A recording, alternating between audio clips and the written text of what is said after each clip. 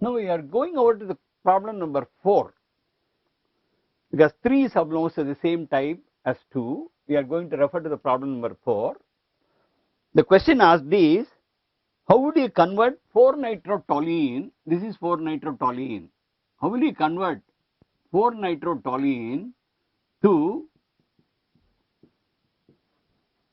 2-bromobenzoic acid?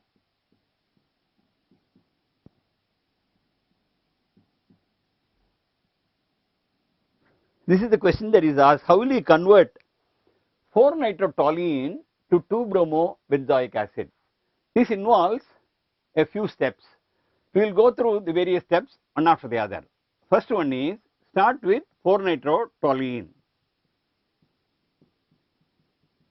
This 4-nitrotoluene, when it is brominated, this is there are two groups here. One is the deactivating group, another is an activating group. Make use of the activating group and brominate it by means of bromine in the presence of iron filings. This is a nuclear bromination. This is not a side chain bromination. If bromine is added in a hot condition, there will be side chain bromination. This will be a nuclear bromination. So normally ortho and para positions will get affected. Since the para is already blocked, the para will not be affected, and so we have the methyl group and the bromine will enter the ortho position to this. So we have the nitro group there. Now this can be reduced. There is only one reducible function, which is NH-NO2. Therefore, reduce it by means of, under acid conditions, when a nitro group is reduced, this will give rise to an amine.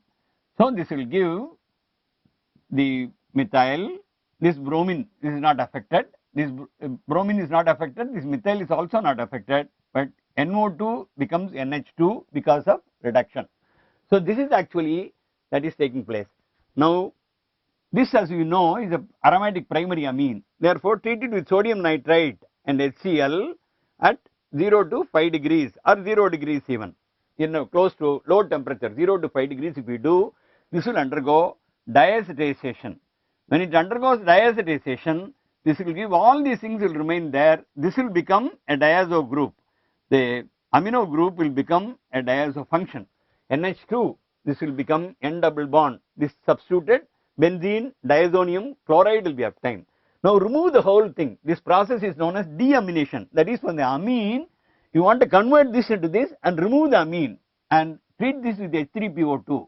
H3PO2 is one of the reagents for conversion of an amine to benzene.